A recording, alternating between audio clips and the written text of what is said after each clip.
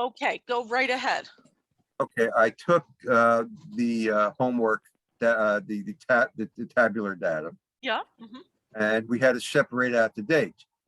Right. And So I did that, Mhm. trim with the left and the right, and I got two separate columns, Okay.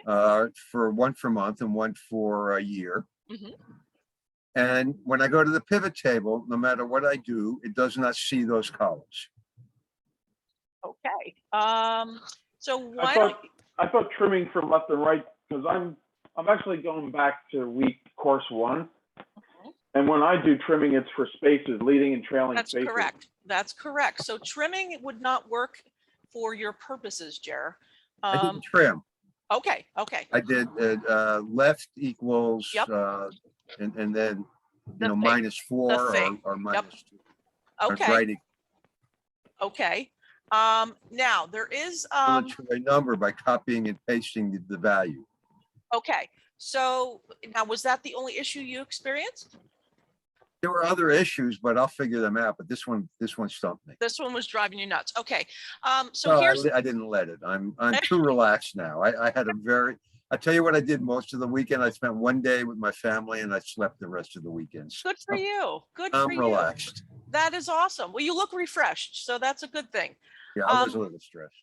So when you looked at your pivot table, you're saying that the year and the month fields did not appear in the pivot table fields. Yeah. Exactly. Okay. They were in the data, but they were not in the pivot. And I tried saving and I tried renaming and I tried changing the number format. Okay. So let me ask you this. Did you start with a new sheet? Yes, I saved as and so I all right, started. so you created a new workbook because the prior pivot table is a separate object. So anything that pivot table was looking at, it's not going to automatically update with new fields because it's going to see the old data. Does that make sense? I have to do a refresh. You have to do a refresh. Yes, exactly. So the question becomes, when you do that, do you now see the fields? I haven't done it yet. Right. Okay. So I thought because I created a new data sheet and then I created the pivot table from the new data sheet that. So you created it from scratch. You didn't copy it. Right. I created a new file. I did a save as. I changed the name. And then I worked on the second. Right. But the existing pivot table in that file would not see the new data. I created a new pivot table. Okay, you did. Okay. And that new pivot table did not see the month and year. Okay. Well, do you want to go ahead and share your screen? We could take a peek. Yeah, I can open it up. Yeah, because that's kind of interesting. It's interesting, huh? Okay. Well, it's interesting because it's Let unusual. me open it. Hydrate drinks working. Okay. And share screen.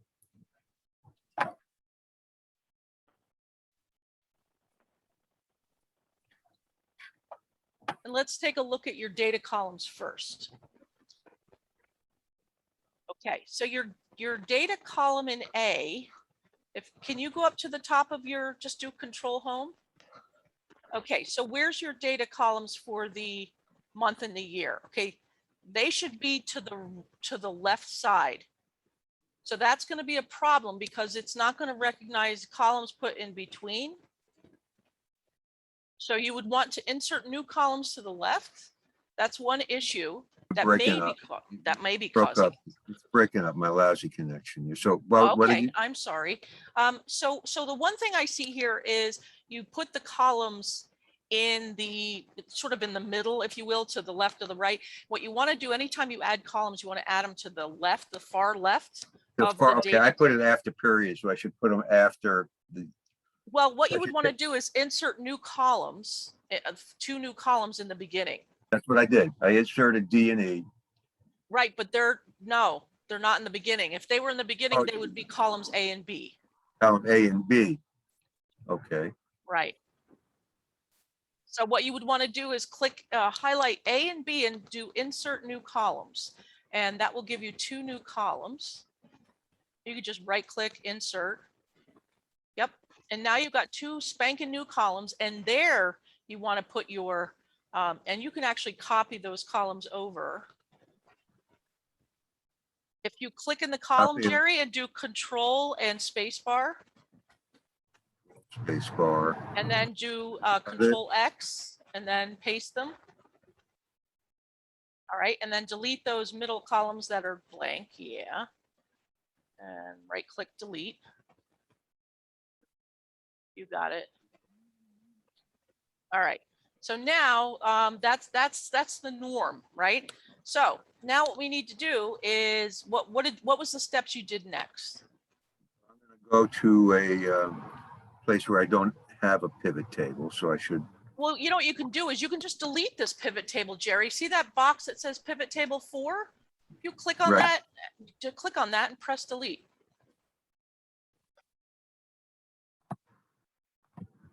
You should be able to right click on it and delete it. Right click. No. Okay, just delete the sheet tab then. No worries. Sometimes it gets cranky. Sometimes. Show me a time. Okay, so let's just click in the data, insert pivot table. Yeah. Make sure it's got all your columns, so A through Q. I don't want to confuse you with all the other stuff I've been doing. No confusion. All Okay. right. All right. And there you go. Month to month 2. Okay, what happened? That's because you did not name your fields properly. Month, yeah, so it has to be year. Right. I don't know how that happened, but it did. You probably didn't give it a name maybe, and it said, oh, we got 2 I did. months. I don't know why. Okay, it happens. It just did, yeah. Okay. So now I have to do what? Refresh this? Yes. What is refresh? Now, the best way to do this, Jared, to be honest, is just to bring it in again. So just delete this sheet and recreate it. Yeah. Best way to do it. Okay. Yep. But at least I see it coming in now and I can do it. Yeah, and right. And the goal is always make sure everything's named properly, everything looks good, you know the drill. And then just double check your field range there, which you've got them, A through Q. Excellent. Okay. All right. So here's what happens. When you do field engineering, where you basically bring in new fields based on existing fields or otherwise, it's always best to put it to the left because they are considered new. Now, here's the thing. Assuming you don't have any other pivot tables on the screen, or I'm sorry, in the workbook. So you have sales by store type. You see that there down on the lower left? That is a pivot table that exists in this workbook. Right. Therefore, it saw the old data. And so when you go to insert columns in a workbook that already has a connection to a pivot table, it's always best to throw it to the left and start fresh. That just makes it not refresh. Let's start fresh. Well, again, there's 2 processes. When you're working in an existing workbook like you have here, and let's say you wanted to start a new pivot table, but without adding any fields, then you would just do a refresh if you added data. But if you add columns, that can get a little sticky. It's always best, any new columns should be added to the far left. I did a pie chart. Very nice. Very nice. Very nice. All right. So that we answered that question. Jack, how about you? Did you have any trouble? Actually, I went back. I'm taking this opportunity to go back and go through all the formulas. And I'm so far on week 2 of course 1. So I haven't even gotten to that. I wanted to take an opportunity to try to see if the data needed cleaning before going to the pivot tables. I haven't done any pivot tables or charts yet. But it's just I'm watching the videos over again and just trying to reacquaint myself. Okay. But, you know, this plus this recording should help me get through the homework. Absolutely. All right. Well, let's pivot gears a little bit. Do both of you were you both able to install Tableau Public? Any issues with that? I haven't installed anything because I didn't want to do anything until you said so. But if you're saying that we should do it now, It would be a good idea, Jack. This way, if you have any trouble, I can walk you through. It should be seamless. But what I was All right. thinking, what we normally do that works for you guys is if you want to share your screen, one of you, and then walk through the installation, and I could guide you as you go. I'm happy to do that if you want. Awesome. That would be wonderful. I put the link in the chat for you. That would be great. And this way, as we go through. This is a public desktop. You got it. So I downloaded this last week. I just never bothered to install it because I didn't want to, Okay. distract myself. So Where do we go? 64-bit. Okay. So Jerry's got to download it, right, Jerry? Is that true? Yeah, I haven't done anything. So where do I All right, search so for let's- Tableau? Well, no. I provided the link to you.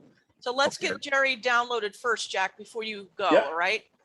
All right. And then we Okay, so can, you see it there, Jer? in Slack. It's not in Slack. It's right in the chat here, right in our The room chat. here. Oh, okay. Yeah. Well, I also put it in Slack. I'm sorry. I did put it in Slack this afternoon, but I don't know if you would, Well, it would be data analytics. it's actually under data. I believe I put it under data. Right there. You can see my screen. Yep. I can't see your screen. I'm looking at Slack. Let me look at your screen. That's welcome to Tableau, but where's the link? It's in the chat. It says If you look at my All screen, right, I'll pull it out sharing of the link. chat. Okay, I'll pull it out of the chat. Okay, I got it. But I don't want it there. I want it here.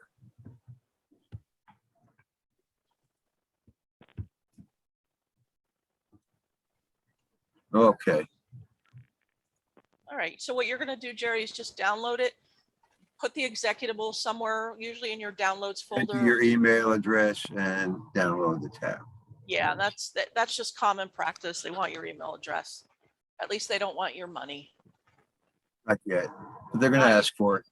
No, they won't. Really? Yeah, the trick is you can't save anything unless you publish it in public.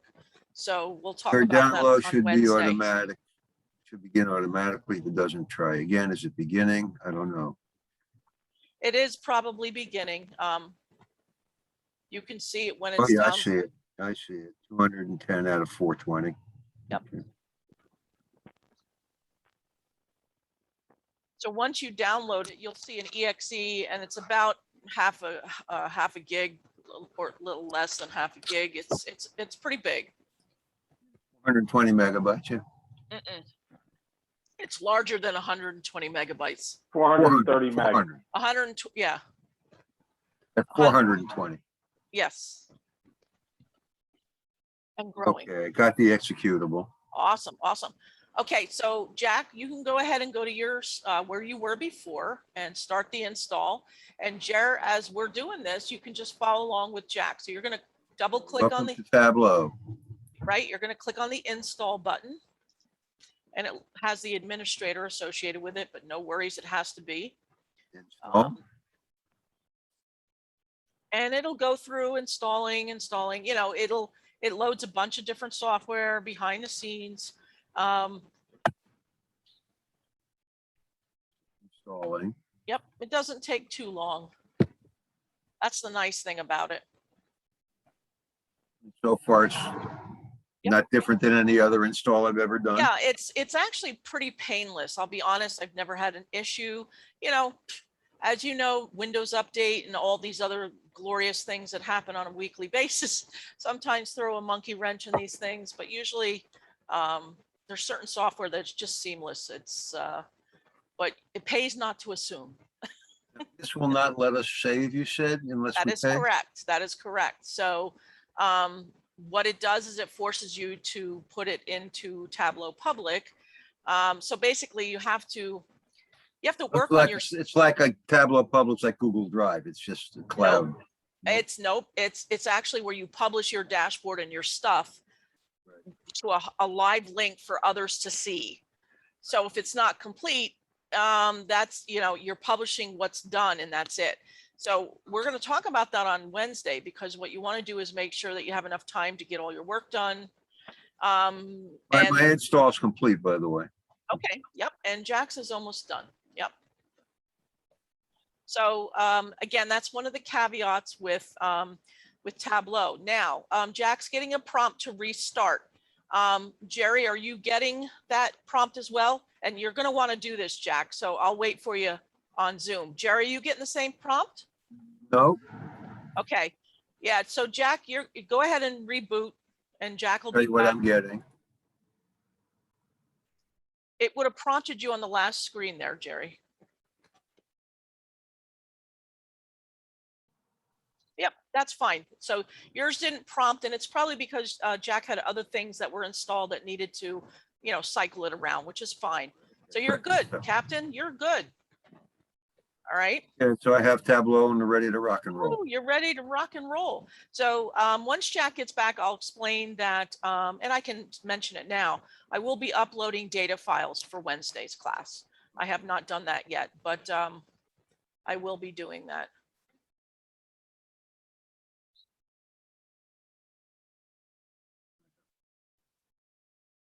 I have Tableau on my desktop, so I'll be able Awesome. to find it. Awesome. Yeah, and Tableau Public is pretty robust. It lets you do quite a bit of things. The only thing is the saving problem, if you will. So it's one of those things. If you're associated with like a university, you can get the academic version of Tableau, but you have to have an EDU address. And so that's one of the caveats. It is what it is. And so there's Tableau Public, and There's Tableau, there's regular Tableau. that's the So one that costs like $700-800.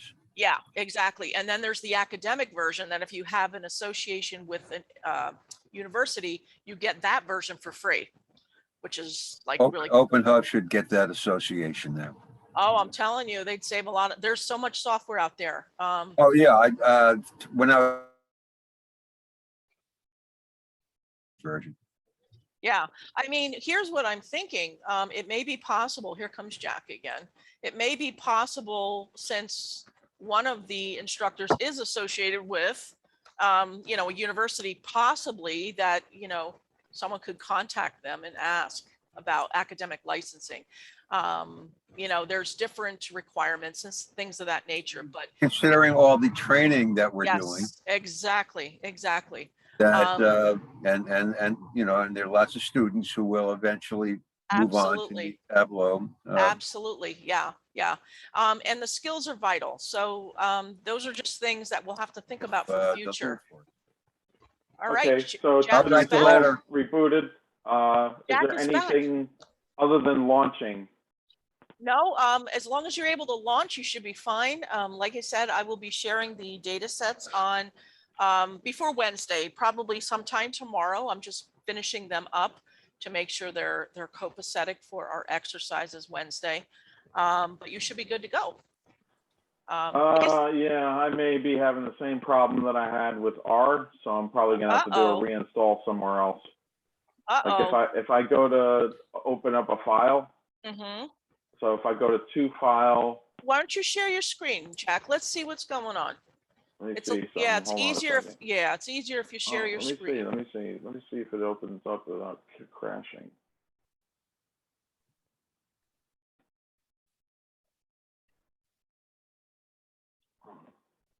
All right, hold on, let me share. No worries. Yep.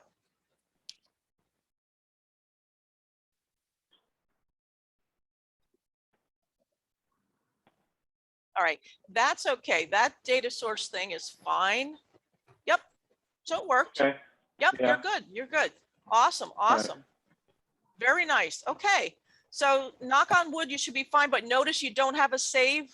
Did you see that there? So that's what I was talking about. So when you go to open up Tableau again, I think you double click. Did you double click? Oh, there it goes. Okay. Little slow, right? So just for grins, just open one up.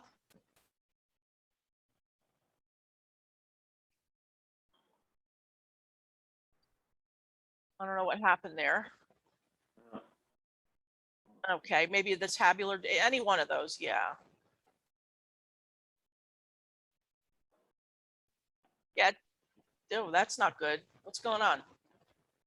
Ever since I switched to an SSD drive and and use the utility.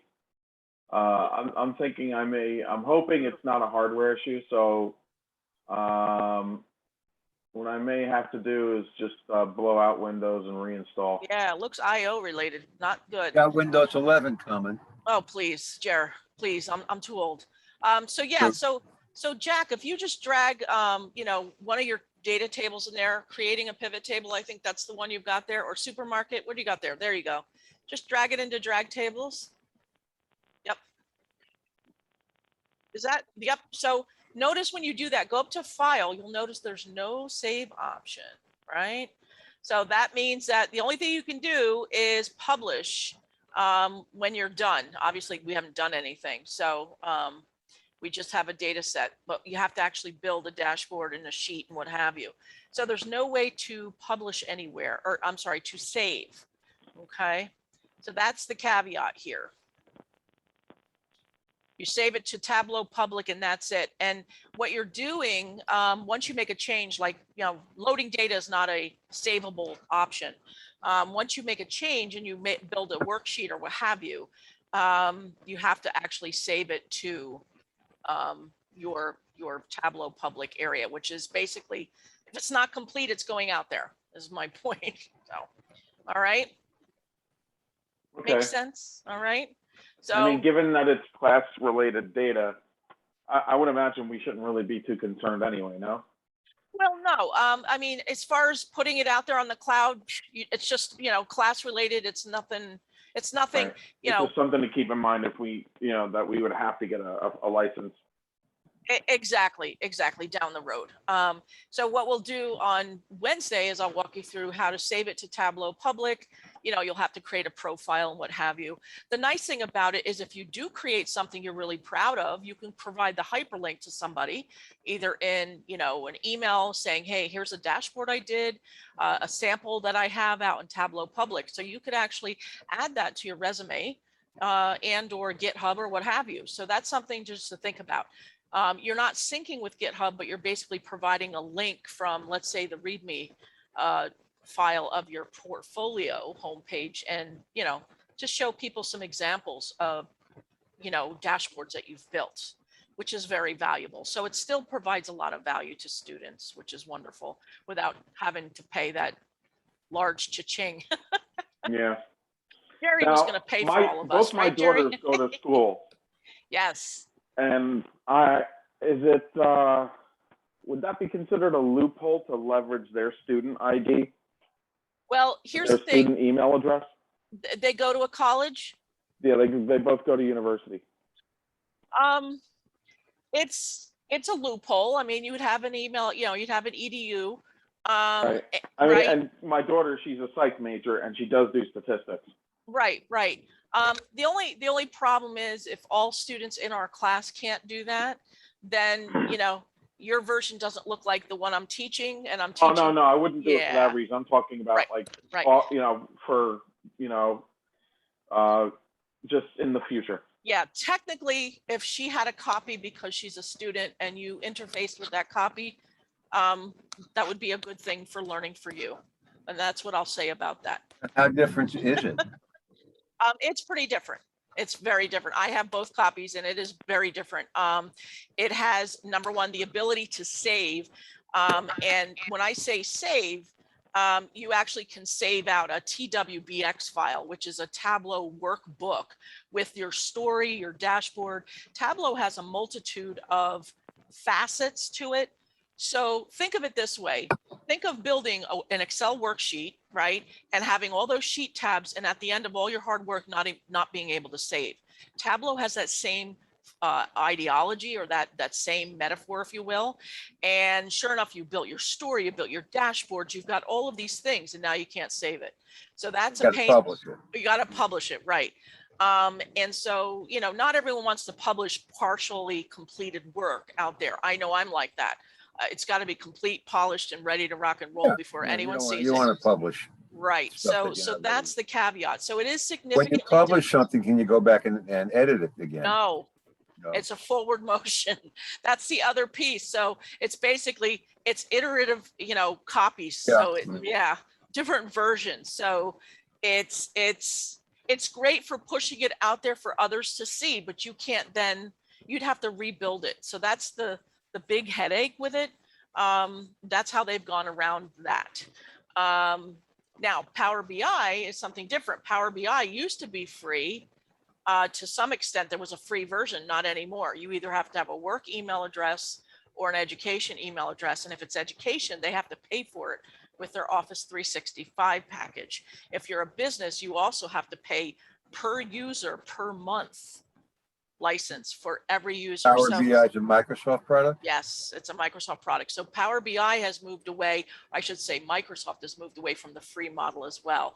So all of these softwares, they're starting to change their licensing strategy, which is making it more difficult for non-education related entities to offer this to their students. So that's something that we're always trying to find ways. We're always trying to find ways to get around that. But it would be great down the road if Open Hub either could. I think it's something we should be working on. Yes, yes, because there's software out there like RapidMiner, which is an awesome software. Again, I have the educational. When we get the CFA with the Newburgh Library and we got a 5-year project, we just write them and say, hey, we're going to be teaching this for 5 years. Right, but the issue is it's the nature of the, the library is a non-public, right? And if they don't have a licensing model for that, then typically it's if you're academic, then it's EDU. That's what they're looking for. Now, in some cases, though, they can override that, but that's worth exploring, most definitely. They have to get an EDU. You can't just get an EDU. You've got to be, you've got to be, yeah. You have to be accredited, or because non-traditional training is becoming a thing. It is, and it warrants further investigation, absolutely, to see what is the best way to support that. There are a lot of organizations out there, and I speak from experience, where if you have like a training organization or what have you, and you contact them and say, we have a small training organization, we have, X amount of licenses we would need per year. Do you have a licensing model for us? And a lot of times they'll consider it. Apple is very flexible about it. Yeah. But again, it a lot of times it takes making that contact and just explaining, because they don't always understand who's doing what. They make an assumption. You're only learning if you're going to college, which is not a good assumption, because we know learning happens in many places, right? So it's important to recognize that. So always new things going on, always new things. Or if you get a program going with one of the SUNYs. Yeah. Maybe they can then give Open Hub at SUNY.edu. They would not do that because they're not licensed through the Department of Ed. That's governed by the state, and so that would unfortunately never happen. I don't want to ask the state for anything. Yeah, you don't want to. I just got an email yesterday. I applied